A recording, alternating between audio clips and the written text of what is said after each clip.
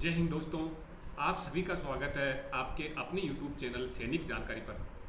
दोस्तों, आज की सैनिक जानकारी में हम बॉम्बे हाई कोर्ट ने सेना के लेफ्टिनेंट कर्नल की एक याचिका पर की बेहद अहम टिप्पणी।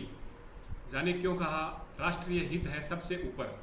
बॉम्बे हाई कोर्ट ने भारतीय सेना के एक लेफ्टिनेंट कर्नल द्वारा दायर रिट याचिका का निपटारा किया है, जिसमें मिलिट्री सेक्रेटरी ब्रांच द्वारा कर्नल के कार्यकाल को मुंबई में और नहीं बढ़ाने के आदेश को चुनौती दी गई थी। कोर्ट का मानना था कि राष्ट्रीय हित किसी भी अन्य हित से ऊपर है। मुख्य न्यायाधीश दीपांकर दत्ता और न्यायमूर्ति मकरंद एस कारणी की खंडपीठ ने 14 जुलाई को सैन्य सचिव शाखा और अन्य के आदेशों को चुनौती देने वाले अधिकारी की याचिका पर फैसला सुनाया। याचिकाकर्ता ने मुंबई में अपनी नियुक्ति में विस्तार की मांग की थी ताकि वह अपने पूरी तरह से विकलांग बेटे को विशेष उपचार करा सके। पीठ ने कहा कि वह बच्चे की जरूरत के प्रति असंवेदनशील नहीं है और सचेत है कि उससे अपने माता पिता की निरंतर उपस्थिति की आवश्यकता होगी। हालांकि अदालत ने कहा कि सहानुभूति की भावनाएं मामले में राहत देने का आधार नहीं बन सकती है। पीठ ने कहा कि याचिकाकर्ता एक दशक से अधिक समय तक मुंबई में रहने के बावजूद अपना पक्ष में उचित नहीं था और उसे यह महसूस करना चाहिए था कि 100 से अधिक अधिकारी समान आधार पर मुंबई में पोस्टिंग के लिए कतार में प्रतीक्षा कर रहे हैं।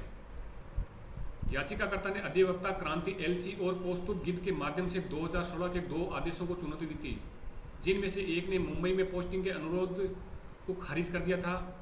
दूसरे आदेश ने मुंबई में उनके कार्यकाल के विस्तार के अनुरोध को अस्वीकार कर दिया गया और उन्हें 7 दिनों के भीतर स्टेशनों की अपनी पसंद का संकेत देने के लिए कहा गया था।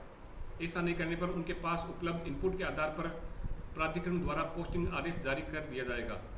सेना के अधिकारी जिनके 2 बेटे हैं ने लगातार पोस्टिंग पर जोर दिया था क्योंकि उनके बड़े बेटे के पास 100% विकलांगता है, जिसके लिए विशेष उपचार की आवश्यकता है। अदालत ने कहा कि यह पूरी तरह से समझ में आता है कि संबंधित पिता बच्चे की भलाई को सुरक्षित करने की कोशिश करेगा और मुंबई में निरंतर पोस्टिंग के लिए कोई कसर नहीं छोड़ेगा। 12 फरवरी 2016 को हाईकोर्ट के एक बेंच ने ट्रांसफर ऑर्डर पर रोक लगा दी थी और समय समय पर उनके स्टे को बढ़ाया गया था।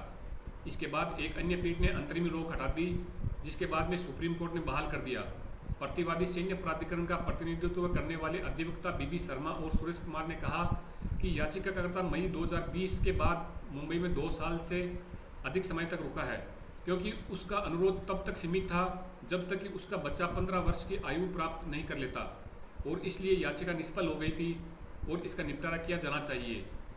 पीठ के लिए फैसला लिखने वाले सीजे दत्ता ने कहा, हम देशवासी ऐसे कर्मियों से बना एक रक्षा बल होने पर गर्व करते हैं जो बिना किसी डर या भावनाओं के अपनी जान देने के लिए तैयार है कि क्या हो सकता है अगर वे वहाँ नहीं है। उनके लिए राष्ट्रीय हित स्वार्थ सहित किसी भी अन्य हित से ऊपर है। देश की रक्षा से जुड़े एक अधिकारी के रूप में जो सर्वोपरि है, हमें उम्मीद थी कि याचिकाकर्ता अपने दृष्टिकोण और कार्यों में तर्कसंगत होगा और राष्ट्रीय हित को सबसे आगे रखेगा। तथ्य और परिस्थितियाँ किसी भी तरह हमें ये देखने के लिए प्रेरित करती है कि उनमें भाईचारे की भावना का अभाव है, हम और नहीं कहते हैं। इसने यह भी नोट किया कि याचिकाकर्ता को वह दिया गया था जो वह अब तक चाहता था और अन्य शहरों में किसी भी तरह के संस्थान होंगे और उसके बच्चे के लिए आवश्यक उपचार प्रदान करेंगे। बकौल द इंडियन एक्सप्रेस, पीठ ने अंतरिम रोक को हटा दिया और कहा कि याचिकाकर्ता की मुंबई में पोस्टिंग 1 पखवाड़े तक जारी रहेगी और इस बीच उसे 18 जुलाई तक अपनी पोस्टिंग के बारे में सूचित करना चाहिए, जो इस तरह के विकल्प की प्राप्ति से 7 दिनों के भीतर प्राधिकरण द्वारा तय किया जाएगा। इसमें कहा गया है कि यदि याचिकाकर्ता द्वारा कोई विकल्प नहीं बताया जाता है तो प्राधिकरण कानून के अनुसार आगे बढ़ने के लिए स्वतंत्र है। तो दोस्तों, आपको ये जानकारी कैसी लगी? यदि जानकारी अच्छी लगे तो सैनिक जानकारी चैनल को लाइक करें, कमेंट करें और शेयर करें। एक बार फिर मिलेंगे नई सैनिक जानकारी के साथ।